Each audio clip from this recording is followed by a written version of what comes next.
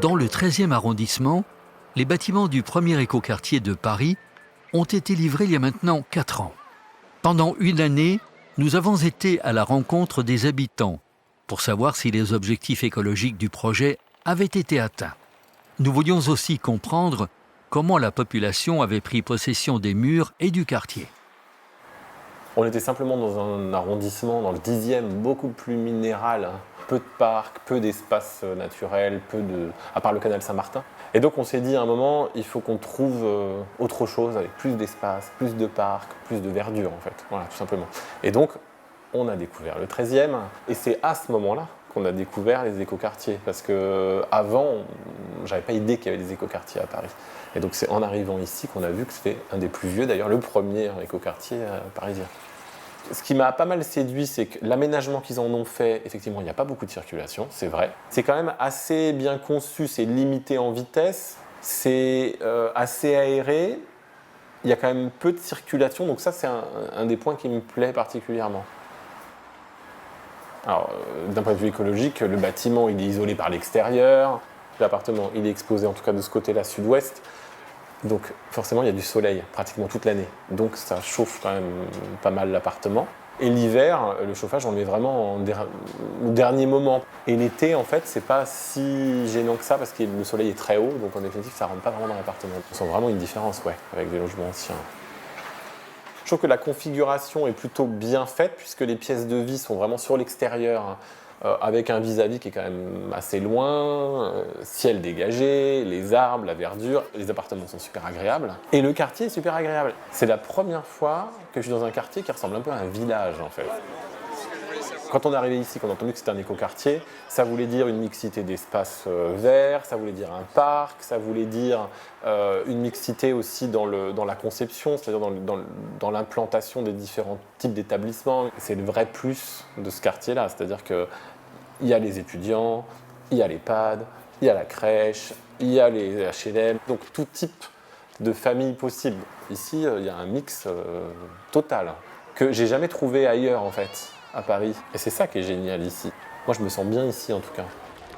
Je pense que c'était indispensable de faire ça pour que ça fonctionne. Il n'y a plus de barrettes. C'est toi qui vas me les donner après, d'accord ? L'idée de l'écoquartier est que ça répond à notre façon de vivre, notre vision. Limiter le gaspillage bête à travers la récupération d'eau, à travers l'usage des énergies gratuites et l'isolation. C'est la notion de gaspillage que j'avais vécue dans la précédente résidence que je ne voulais pas revivre. La première chose, c'est la verdure. Le côté un peu plus vert et respirable. On a l'impression de sortir de Paris quand on arrive dans le quartier alors qu'on est toujours dans Paris. Les écoquartiers n'ont pas seulement la vocation de mieux gérer les ressources, ils ont aussi l'ambition d'améliorer le cadre de vie des habitants. Une crèche a ainsi été construite, avec comme objectif de favoriser la mixité et le lien social. La crèche des Chaperons Rouges sur la place de Rungis, déjà ça répond tout à fait à nos attentes, parents et enfants. La crèche est très bien conçue. Moi j'avais envie qu'elle évolue dans un espace avec d'autres enfants. Donc elle apprend aussi à vivre en société. On leur apprend à être autonome et très tôt, donc à peine à l'âge de 2 ans, elle a été autonome. Ils appliquent des principes un peu qui correspondent à mes valeurs, comme Montessori, la liberté de l'enfant d'apprendre en découvrant. Jaune aussi. Et elle a énormément profité. Elle a fait des progrès en très très peu de temps. Elle a très vite appris à parler. Après, il faut laver les mains. Ah bah oui, bien Avec sûr, du savon. avec du savon. Donc c'est une crèche qui répond tout à fait à nos attentes. Allez, tu viens, je te nettoie, je te sèche les mains.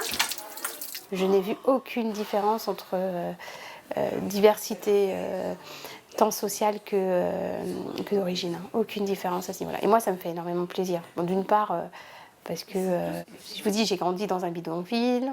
Enfin, je suis née dans un bidonville, plutôt. J'ai grandi en cité transit.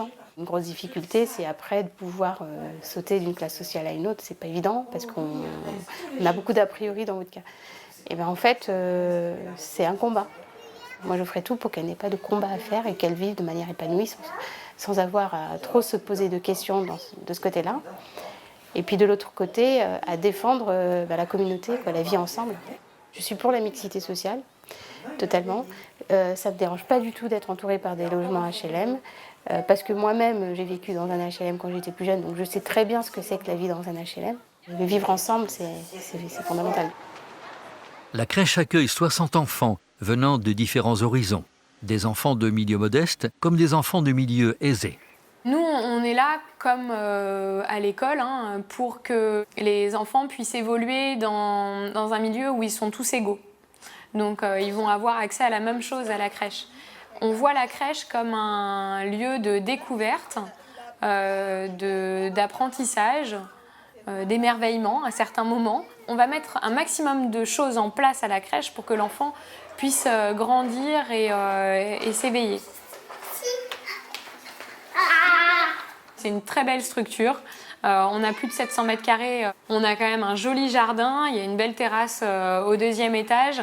Moi, ce qui m'a donné envie de travailler ici, en dehors des projets et de l'équipe, c'était le bâtiment aussi parce que je le trouvais vraiment joli. Et les enfants adorent parce qu'il y a plein d'endroits dans lesquels ils peuvent aller jouer. C'est vraiment adapté pour eux, il y a de la place. C'est un bâtiment en tout cas dont ils se saisissent bien et qui, pour nous en tout cas, c'est essentiel que ça soit leur bâtiment. Ça leur appartient, ils sont ici chez eux et ils doivent évoluer comme ils le souhaitent.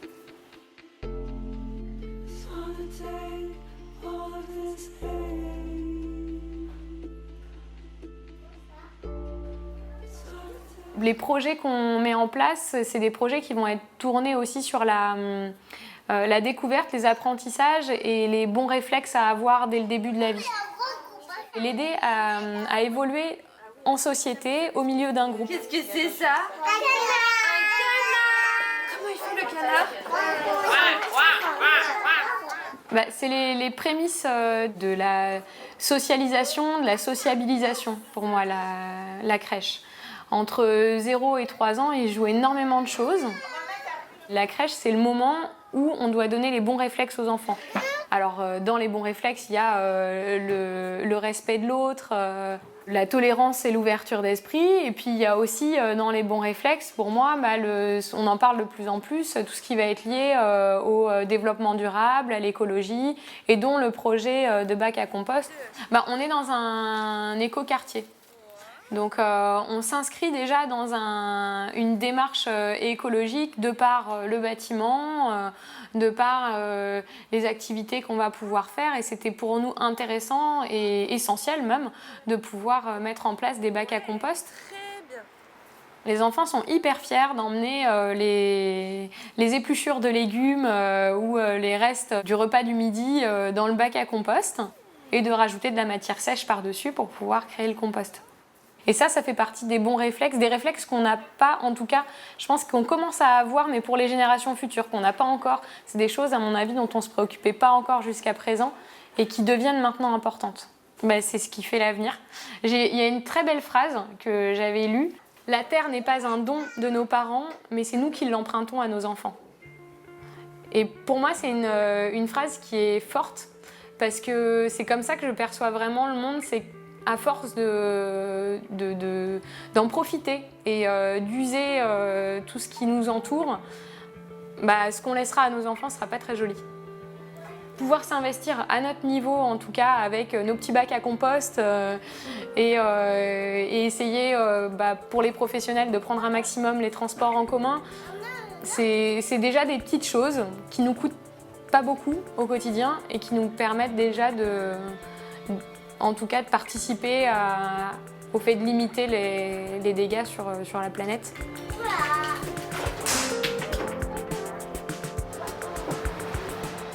Les écoquartiers visent à répondre aux besoins de chacun pour vivre, se loger, travailler.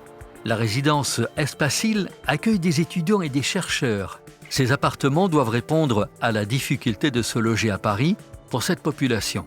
Certains, comme Liu, viennent de l'étranger. I remember I had a lot of problems when I was trying to find an apartment inside of Paris.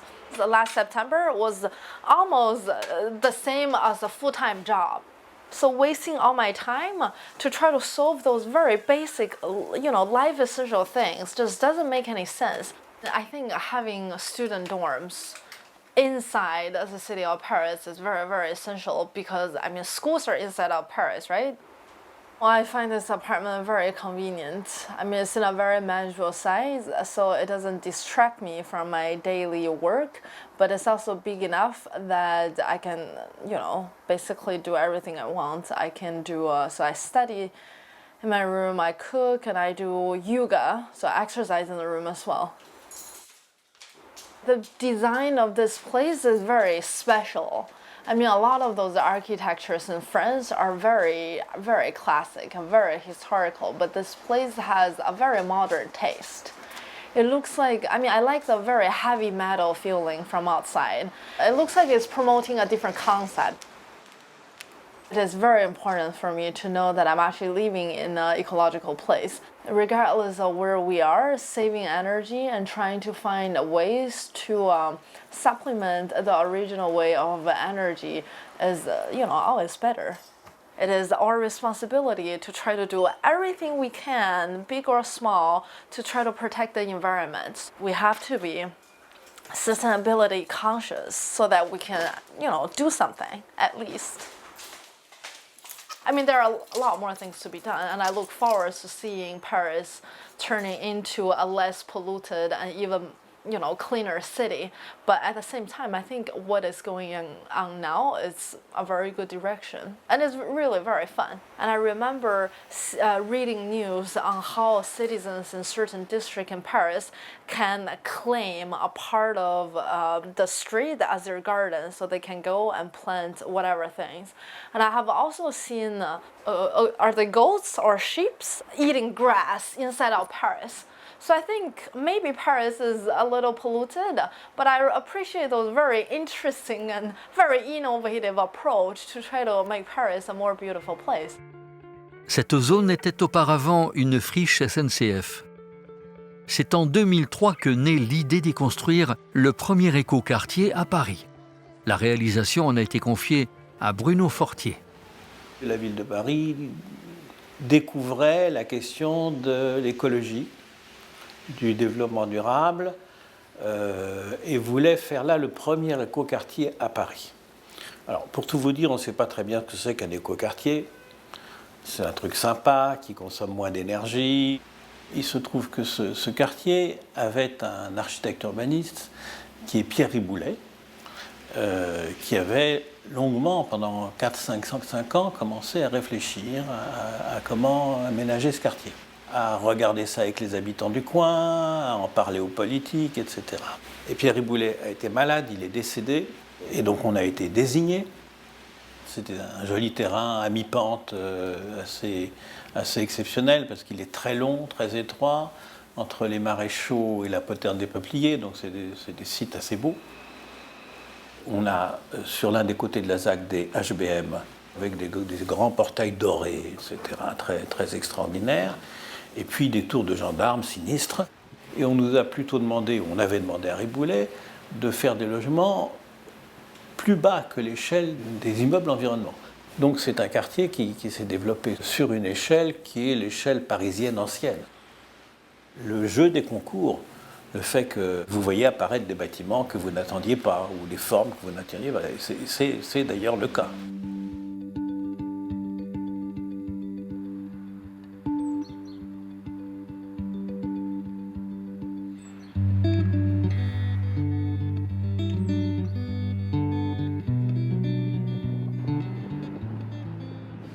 On a un éclectisme modéré, tout de même, parce qu'on a fait attention. Nous, on a fait les espaces publics autour. Les rues, les places, les petites places. Alors c'est toujours assez beau quand on a l'occasion de faire un quartier qui est en pente.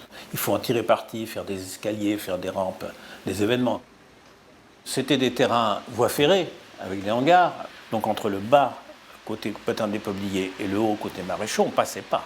Donc en effet, il y a des liaisons piétonnes maintenant, depuis les Maréchaux jusqu'à la Poterne des Peupliers, à travers ce quartier. Il y en a 2. Je ne sais pas s'il serait jugé aujourd'hui, parce que les exigences ont beaucoup monté depuis 15 ans, comme un écoquartier de pointe. Il y a peut-être plus pointu sur le plan technique et technologique, certainement aujourd'hui. C'était le premier écoquartier un peu rustique. Un des objectifs du projet était de réduire l'impact écologique des bâtiments.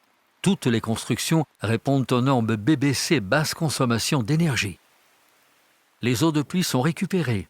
Elles peuvent servir pour les sanitaires ou l'arrosage des jardins. Ces immeubles sont tous équipés de panneaux solaires qui procurent de l'eau chaude et du chauffage.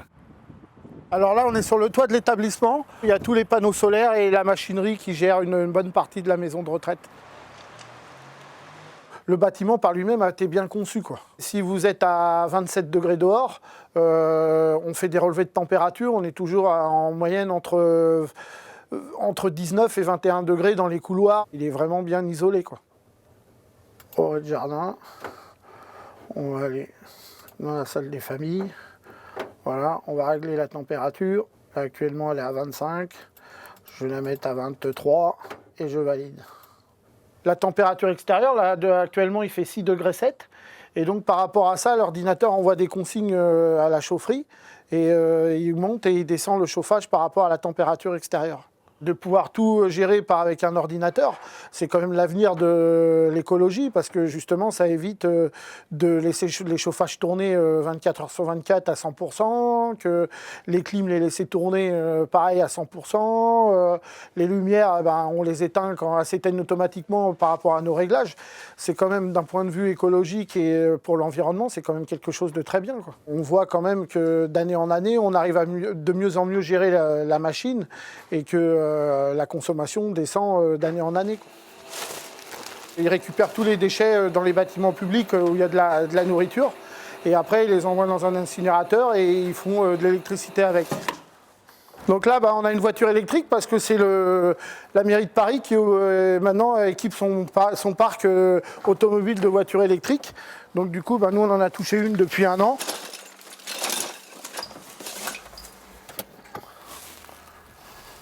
L'ambition de cet écoquartier a aussi été de favoriser la mixité intergénérationnelle.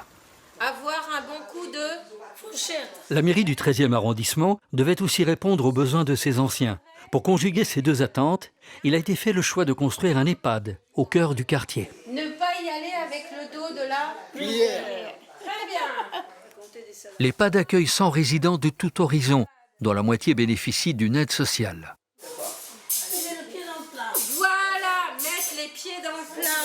Quand vous en faites beaucoup, vous en faites... On fait tout un fromage. Voilà. Je suis seule à m'occuper de ma mère et je me suis dit, si ma mère tombe malade, il y a eu des petits incidents qui m'ont donné à penser qu'on ne pouvait pas traiter une fin de vie quand une personne est très très âgée. C'est difficile de rester chez soi et d'être bien soignée. Ce qu'elle apprécie particulièrement ici, sont les animations. Oui, c'est ce que je préfère. C'est ce que je préfère, les animations. Elle voulait aller en EHPAD parce qu'elle était très seule. Donc les gens ont une image des EHPAD comme si c'était quelque chose vraiment d'assez moche. Et je trouve que c'est malheureux. Moi, j'ai eu ma tante qui a passé 8 ans dans un EHPAD, qui était atteinte d'une maladie dégénérative, genre Alzheimer. Et elle a été heureuse à l'EHPAD. On ne peut pas attendre un bonheur au sens parfait. La vieillesse et la dégradation, c'est quelque chose qui fait souffrir. Mais dans cette souffrance, l'EHPAD aussi peut apporter sa contribution pour que les gens souffrent moins. Il y a des animations, il y a une prise en charge, il y a le dévouement des aides-soignantes, le fait de se retrouver avec d'autres personnes, de ne pas être isolé, une écoute, une attention, des soins. Tout ça, ce sont des plus qu'on ne peut pas avoir chez soi. À moins d'être milliardaire et d'avoir du personnel 24 heures sur 24 chez soi, on n'a pas le choix.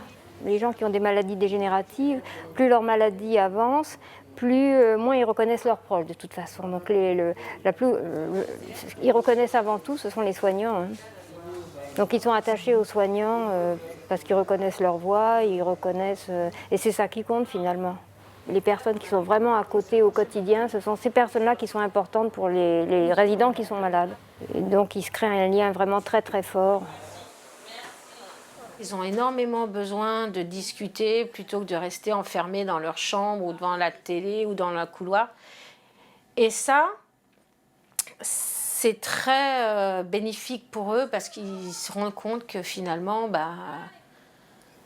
il y a quelqu'un qui s'occupe d'eux.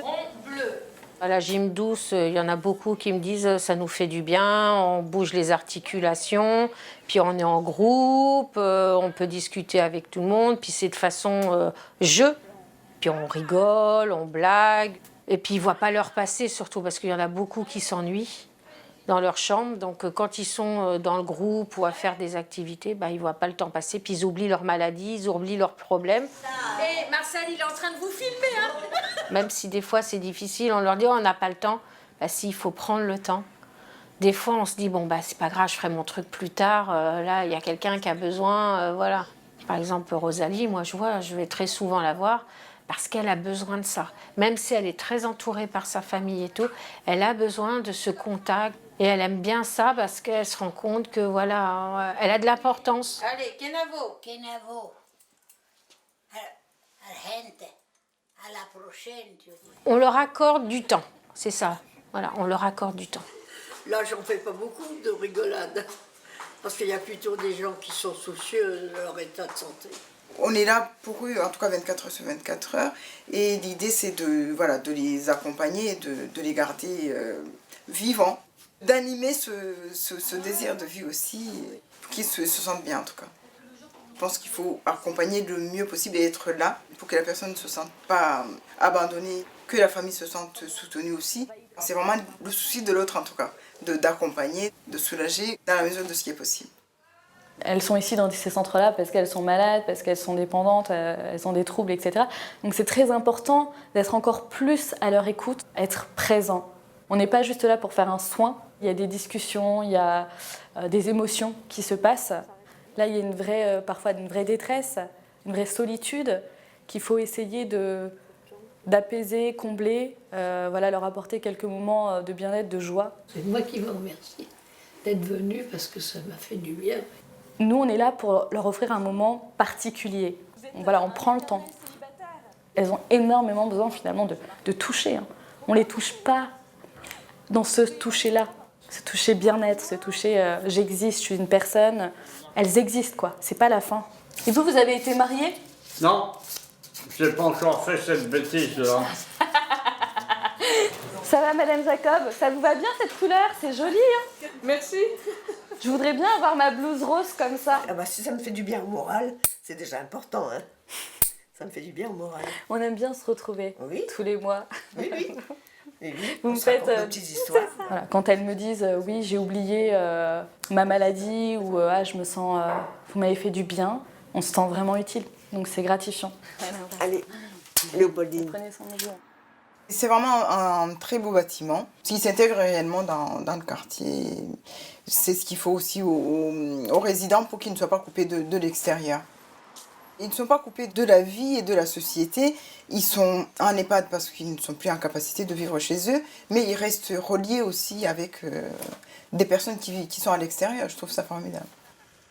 Ça leur fait tellement plaisir et tout de sortir, de voir autre chose que ces quatre murs, que voilà, on essaye d'organiser des sorties, ne serait-ce que de sortir dans le parc en face où ils voient des enfants, ils voient de la vie, c'est totalement autre chose. Ou même des fois on emmène faire des courses, ils voient les magasins, ils voient autre chose. La vie de quartier, c'est leur vie, puisque l'établissement est incrusté dans le quartier, donc ils font partie de la vie de quartier. Do, ré, mi, fa, sol, la, si. Ré, mi, fa, sol, la, si, so, do. Elle est à l'Alzheimer. Elle connaît plein de chansons. Et elle chante les chansons. Elle n'a pas de livret sur elle, avec elle, mais elle connaît les chansons et elle chante. Tout ce qui est musique et tout ça, ça l'apaise énormément. Je cherche fortune autour du chat noir, au clair de la lune, à Montmartre. Il voit la vie de quartier, il voit d'autres personnes que toujours les soignants, le personnel de l'établissement. Puis il y a une relation qui s'établit. C'est pour ça qu'on fait aussi l'intergénération, parce qu'ils ne voient pas que les quatre murs, leur chambre et tout, ils voient qu'il y a du monde autour, qu'il y a une vie en dehors de l'établissement. Tu n'emmènes pas ça? Non, parce qu'il va se salir. On fait venir un collège du quartier, des enfants de quartier et la crèche.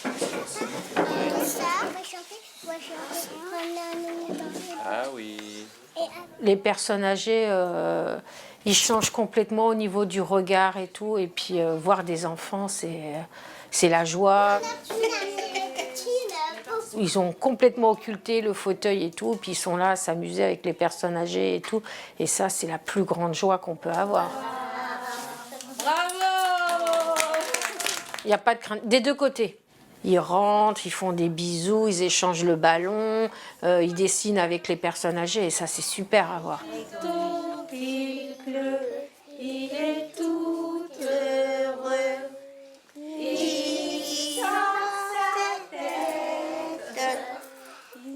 Et on voit des deux côtés les regards, les sourires.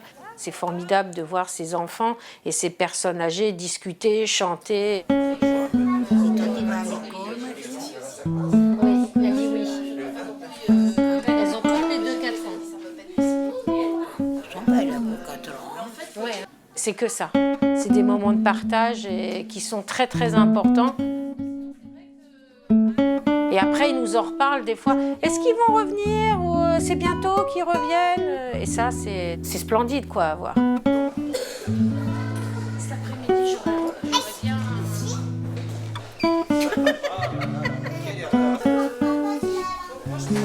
Allez, Sophie d'un côté, Sophia de l'autre. Allez, on est parti. C'était l'importance cruciale pour nous de maîtriser le foncier, d'avoir un projet qui permettait, en maîtrisant le foncier, d'avoir une composition et un programme qui soient décidés au nom de l'intérêt général.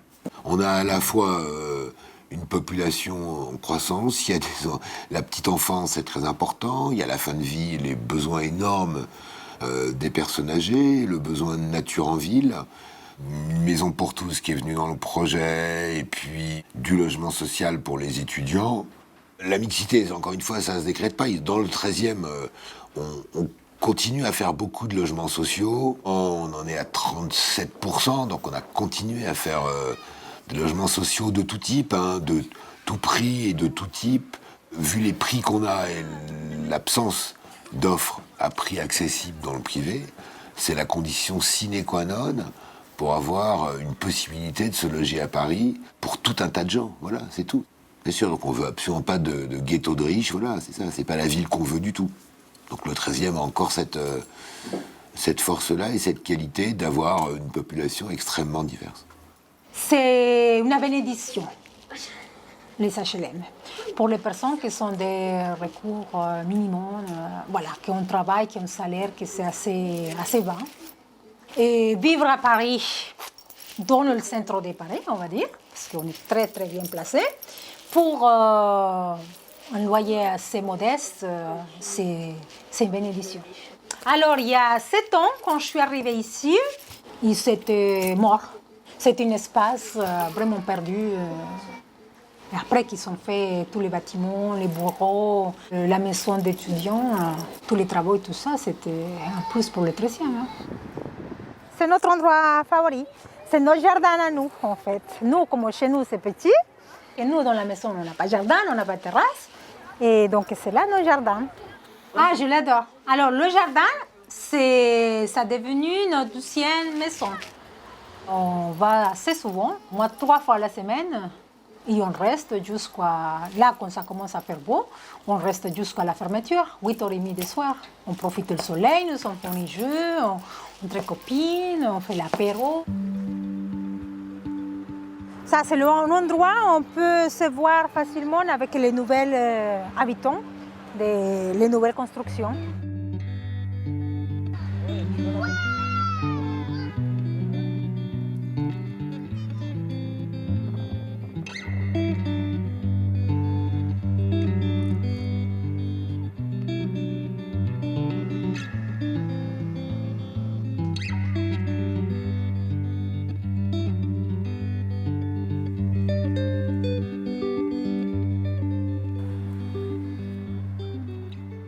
Je trouve ça super, enfin, qu'ils ont mis des animaux, parce qu'on ne voit pas souvent ça en ville.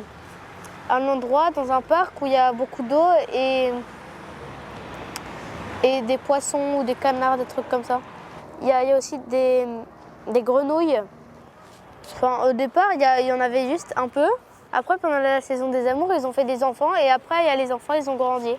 Comme celui-là, là. Et ben, c'est pas un adulte, c'est un adolescent. Ce que j'aime ici, c'est que ben, il y a la faune et la flore, des animaux. Je trouve bien qu'ils mettent des animaux et des bâtiments. Après, il y a aussi des jeux en haut. Donc je m'amuse bien parce qu'il y a des copains, ils viennent et on joue au foot, et voilà. Les adultes aussi peuvent venir pour avoir un moment de calme, de détente. Je vois des vieux avec des cannes ou des fois en fauteuil roulant. Bah oui, je trouve ça super parce que ça paraît injuste que plus tu grandis, plus tu as moins de droits. Alors que normalement, en plus, la priorité, c'est pour les gens qui sont vieux, qui ne peuvent pas bouger, peuvent pas trop bouger et tout. J'aime bien parce qu'en fait, il y a les petits et les vieux. Donc en gros, ça symbolise le début de la vie et la fin. J'aime bien ça. En fait, j'aime pas les endroits où les gens pensent qu'à eux. Et par exemple, ils construisent un bâtiment juste pour eux et pas pour les autres. Par exemple, il n'y a pas des maisons pour les vieux ou des trucs comme ça. Et ceux qui ont créé cette maison, ils ont pensé aux autres. C'est pas la mairie du 13e ou la mairie de Paris qui a imposé ce qu'on allait faire dans cet aménagement. On a interrogé l'ensemble des riverains et l'ensemble des associations. Et en termes de méthode, ça a produit des choses riches. Les habitants, ils ont voulu quelque chose de mixte, ils avaient besoin d'espaces verts, ils l'ont dit fortement, et donc on a réalisé ce jardin. Les habitants eux-mêmes, et ça c'est paradoxal, ont demandé à ce qu'il y ait un immeuble de bureaux. Et ils ont dit dans tout ce quartier, il y a très peu d'endroits où les gens travaillent. Du coup, les commerces ont du mal à vivre et fonctionnent peu pendant la journée. Et je suis très content qu'on ait fait cette réalisation et on a montré qu'un immeuble de bureau pouvait être beau et respectueux de l'environnement. On a fait le choix aussi de faire des réalisations pour assumer le vieillissement de la population, donc des lieux qui accueillent les personnes âgées. Nous, je considérais à l'époque que c'était essentiel qu'on réponde à cette demande. J'entendais ce que me disaient les habitants, qui avaient du mal, quand leurs parents se retrouvaient en difficulté, à trouver une place dans un établissement pas trop loin. Donc après, il faut savoir ce qu'on veut. Et effectivement, il peut y avoir des priorités. Qui on aide, pourquoi ? Est-ce qu'on fait le choix de réduire les impôts ou est-ce qu'on fait le choix de répondre à des besoins ? Ce qui fait la richesse d'une ville, c'est la richesse des publics. Et donc, il faut arriver à trouver la bonne méthode pour avoir des publics différents. Et c'est comme ça que la ville fonctionne. Et tout ça donne un sentiment de bien vivre ensemble. Là, la crèche. L'été, je vois les enfants. Ah oui, moi j'aime bien. D'ici 2-3 mois, je les verrai jouer. Comme plusieurs résidents de l'EHPAD, Marie-Hélène se rend chaque jour à la maison 13. Je viens à la maison solidaire pour me trouver une deuxième famille, parce que je trouve qu'à la maison solidaire, on trouve des gens de tout âge, des jeunes, des gens plus âgés. Vraiment, moi, ça m'apporte beaucoup de choses. Si j'avais pas la maison solidaire, je serais plutôt triste. C'est pas si mal d'avoir mis l'EHPAD au niveau du quartier. Moi, avant, je connaissais pas l'EHPAD. C'est un nouveau truc que ça fait 1 an que je connais maintenant, mais auparavant, je connaissais pas ce que c'était l'EHPAD. Des personnes plus âgées que nous, des personnes sensibles, gentilles, et qui ont besoin de soutien et d'amour. Quand ils viennent à la maison 13, ils communiquent avec nous et ils échangent. Et du coup, nous, on essaye de faire pareil et de les soutenir et de les aider. Oui, c'est très important. Par exemple, Marie-Hélène, c'est une personne qui vient à peu près tous les jours. Et ça fait 1 an qu'on la connaît. Et voilà, on l'apprécie chaque jour. Sans solidarité, on n'a rien. Ouais, c'est ça.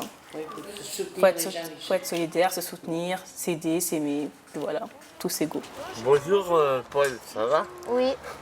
Ce centre est le fruit d'une demande des habitants, très insistante, dans la mesure où cette ZAC était reconstruite et dans la mesure où le quartier a très peu de vie. Il n'y a pas de cinéma, il y a juste on est dans une survie avec le boucher, le boulanger, donc un besoin d'un endroit pour rassembler. Bonjour Yacine, comment vas-tu? Au départ, le centre était effectivement pour créer du lien et avoir un projet social pour le quartier, qui est convivialité, accès à la culture et accompagnement social. C'est-à-dire que c'est un centre des habitants pour les habitants. C'est vraiment ça le principe. C'est le principe de l'éducation populaire, hein. C'est le fondement aussi des centres socioculturels. On fait de l'accompagnement à la scolarité. Ils viennent ici pour faire leurs devoirs, mais aussi faire un goûter, bavarder un peu, faire des jeux, enfin bon, se socialiser. On est bénévole. J'ai cru que je ne saurais pas faire, ma foi. Je fais ce que je peux. Alors, c'est sympa, comme tout. Parce que ça permet de rencontrer les gens du quartier, puis de faire des activités avec d'autres. C'est ce que je cherchais sur le quartier, moi. Il y a tout de même des gens qui aiment donner. Il y a des gens qui aiment voir que quand ils proposent quelque chose et qu'ils aident les gens à le faire, ça les rend heureux. C'est une dimension humaine qui est très peu prise en compte, mais qui est réelle. Comment tu sais que cet angle-là, il fait 70? Parce que c'est un triangle. C'est des belles valeurs. Ça rend les gens heureux. On est là vraiment pour vivre ensemble. Le principe, c'est vraiment de vivre ensemble.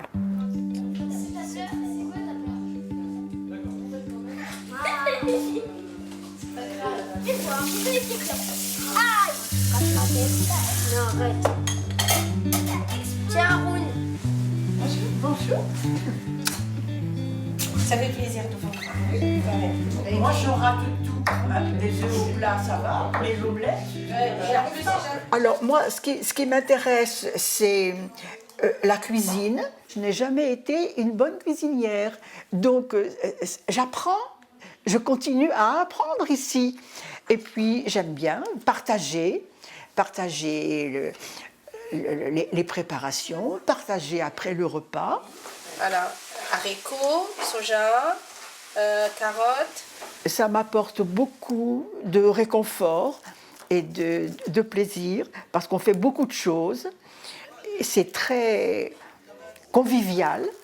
J'ai l'impression que de m'ouvrir aux autres. La convivialité que je trouve ici m'aide beaucoup, voilà, dans ma vie de tous les jours. Il y a des jeunes, il y a des anciens, donc c'est la vie, voilà. C'est ce qu'il faut. C'est une convivialité rare. Alors maintenant, ça me sort de ma tendance à m'enfermer sur moi-même. Vous faites un espace. Je me lance, bien que ce soit un peu tard, dans l'informatique.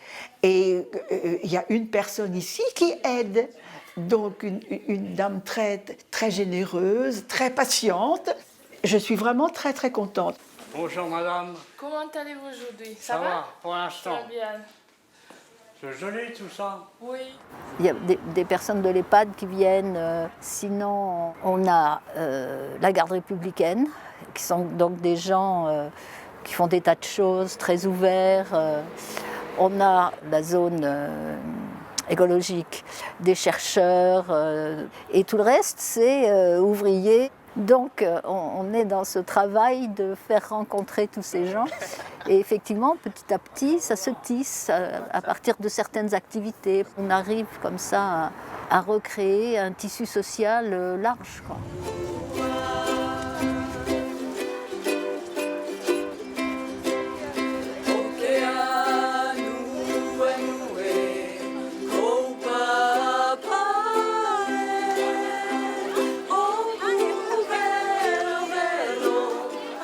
C'est un quartier qui est vraiment vivant. Il y a beaucoup des associations qui est pour les enfants, au niveau de la mairie, des particuliers.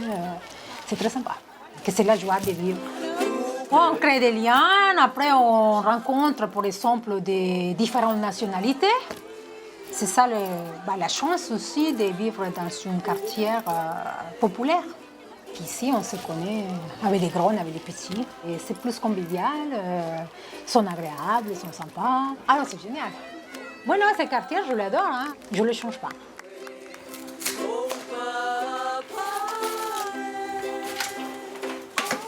Ma famille et moi, on se plaît énormément ici, quoi. On est chez nous et on est bien. Le quartier, on sent que c'est un quartier familial. On a beaucoup d'amis dans la résidence, on côtoie des gens qu'on retrouve régulièrement à l'extérieur. On se rejoint dans le jardin ou au parc. On n'a pas forcément prévu ça, mais voilà, on descend et hop, on se retrouve, on passe un bon moment ensemble. On n'a pas l'impression d'être dans une ville impersonnelle, on a l'impression d'être dans une petite ville où on connaît du monde, où on a nos habitudes. Il y a un vrai lien social, il fait bon vivre. Le dessin, c'est ça? Et puis le projet dans sa globalité, où tout pouvait être proche en fait. Moi, ce que j'aime, c'est la dimension un petit peu de village, où on veut tout reconstituer dans un même périmètre et on peut vivre localement. Moi, j'aime bien avoir ce contact avec les petits commerçants. Ça veut dire que ça va faire vivre le tissu local, donc ça va faire vivre le quartier. Et je pense qu'il faut qu'on revienne dans un modèle de ville où les centres de production, même alimentaires, ne sont pas forcément intégrés dans la ville. En tous les cas, ils sont juste autour de la ville. Bah écoute, c'est un circuit court. On trouve beaucoup de produits locaux qui viennent de moins de 250 km. Donc le produit est en plus bio et respecte le schéma d'une agriculture paysanne. Ils sont dans une démarche équitable.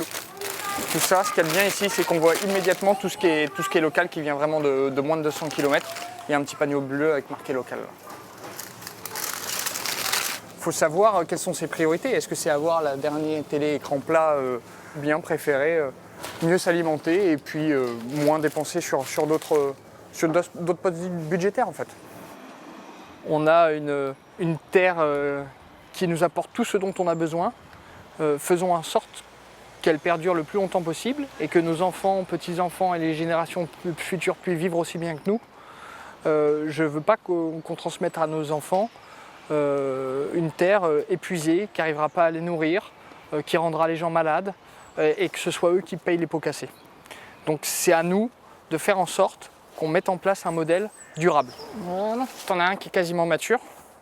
Je pense qu'il va bientôt être beau. Là c'est quasiment de la terre, hein. C'est plus vraiment des déchets organiques, hein. Ça redevient un bon terreau, quoi. On voit qu'il y a de la vie là-dedans. Regarde, tous les petits lombrics. Et puis là, ça reprend la vie, il y a des petites pousses. Donc ça, c'est de l'or ensuite pour remettre dans son jardin. Donc ça peut être redistribué auprès des gens qui alimentent le compost. Ou sinon, il y a une association qui fait du jardinage ici, là. Et ils l'exploitent, ils utilisent ce compost-là pour faire leur jardinage. Ce qui vient de la terre retourne à la terre. Moi, la ville de demain, je la vois autonome en énergie. Je pense qu'il faut aller bien plus loin. C'est qu'une première étape. Ça ouvre une voie, ça montre un chemin. Mais il ne faut pas se limiter à ça. Il faut aller bien plus loin dans la gestion des déchets. Il faut ouvrir des composteurs de base dans le quartier, réserver des terrains pour l'agriculture urbaine, pour que les gens puissent ouvrir des potagers en bas de chez eux. Quand je suis arrivée ici, Paris Habitat, notre bailleur, il nous proposait une petite parcelle à l'intérieur de la cité. C'était pour nous les locataires. Au départ, on dit bon, c'est beaucoup de travail, tourner la terre, la préparer et tout. Mais après, quand on commence à planter, et au bout de quelques jours qui commencent à pousser, et en plus à récolter ce qu'on a planté, mais là, ça va être une bonne salade de notre propre potager. On va le manger avec plaisir. C'est quand même très intéressant d'avoir un espace vert qu'on peut cultiver et on se sent un petit peu à la campagne. Voilà, donc tout ça, c'est des produits qui sont naturels, sans chimiques, c'est tout bio. Regarde, maman, c'est un bébé ver de terre. C'est quand même très très important et rigolo aussi en même temps de voir de la nature, de faire pousser des fruits et des légumes au milieu d'une grande ville qui a tellement de pollution. Tout ce qui soit pour rendre la vie plus écologique, bien sûr, hein, on fait pour, hein, surtout pour la santé. Bien sûr, la question de l'alimentation est une question essentielle sur laquelle on progresse, hein, mais ce n'est pas l'agriculture urbaine qui va réussir à tout résoudre. Je m'occupe par exemple des écoles du 13e. Les écoles du 13e, c'est pas rien, c'est 13 000 repas par jour. 13 000 repas par jour, vous pesez.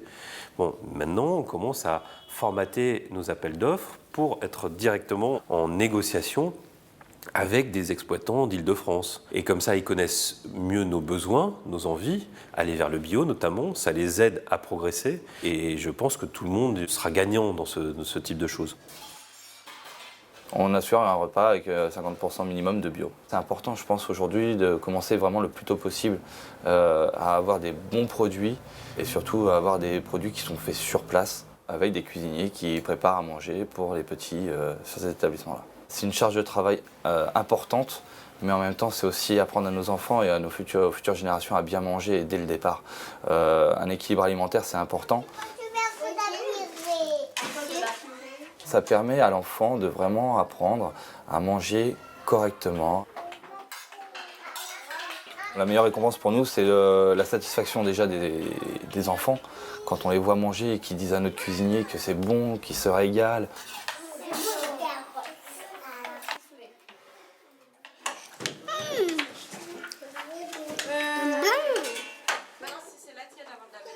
On commence à sentir que la population veut justement manger plus sainement et savoir ce que contiennent les produits que l'on mange.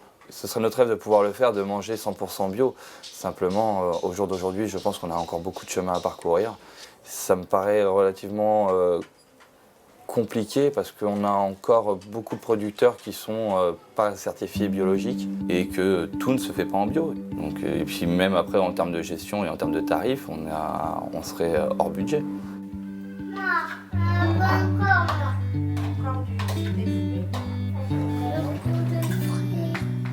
La dernière pour moi, ça. La dernière pour moi aussi. La dernière pour Lucas aussi.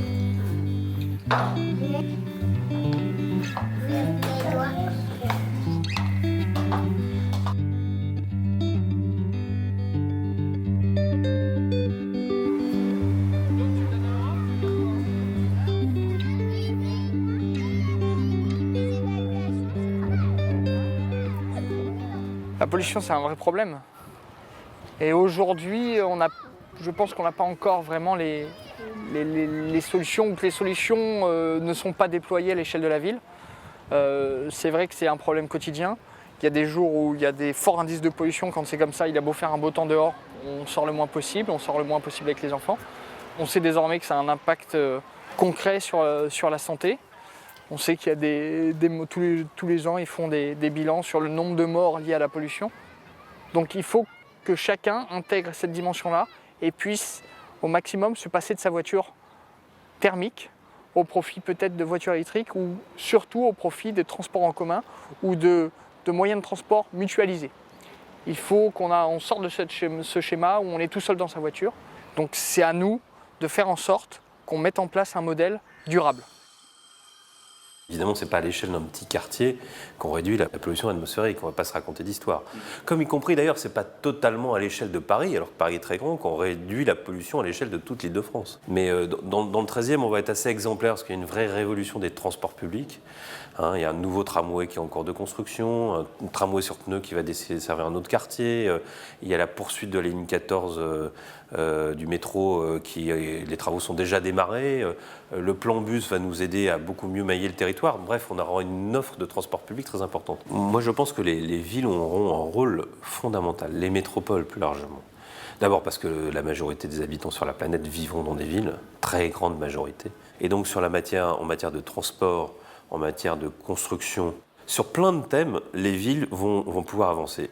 Nous, à Paris, on a la volonté de pousser les curseurs très loin, aller plus loin que ce qui était pratiqué jusqu'à maintenant. Il faut toujours avoir conscience que la technique s'améliore. La technique s'améliore quand on la suscite, quand il y a une demande. Et donc, nous, décideurs, on doit susciter cette demande. On doit dire, voilà nos objectifs, voilà vers où on veut aller. Et ensuite, vous qui construisez, qui savez construire, qui produisez des matériaux, aidez-nous à aller de l'avant.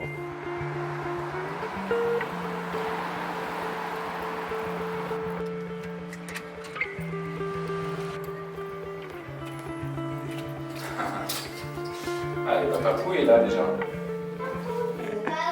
Personnellement, je suis un peu déçu sur le fait que on n'a pas du tout autant d'eau chaude sanitaire chauffée par l'eau solaire que ce qui est écrit sur la plaquette, quoi. L'entreprise qui a construit le bâtiment n'a pas été capable d'installer un système de recyclage de l'eau de pluie qui fonctionne. Donc on se dit, c'est compliqué de rentrer dans une ère un peu différente où on gaspille moins, on n'est pas bon, non. Alors que les techniques, elles existent. Moi, je trouve qu'il y a un manque de volonté. L'écologie, je pense qu'en France, on est loin de ce qu'il faut faire, vraiment loin de ce qu'il faut faire. Il y a un vrai problème global de prise de conscience. C'est même pas que politique, là. C'est sociétal, c'est une prise de conscience des gens sur le plastique, sur l'utilisation de l'électricité, sur l'eau, sur la voiture et la pollution de la voiture. C'est vrai qu'il faut que les gens prennent conscience de ça et que globalement la société se mobilise pour trouver des solutions, quoi. Il y a sûrement un changement assez massif à faire pour passer d'une économie qui est très gourmande en carbone à une économie qui l'est beaucoup moins. Mais ça doit être un mouvement massif, parce que c'est pas 2-3 personnes qui vont y arriver, il faut que ça devienne vraiment collectif. On a une urgence écologique, là, environnementale. La planète, on n'en a qu'une. Quand elle sera devenue invivable, qu'est-ce qu'on fait, quoi ?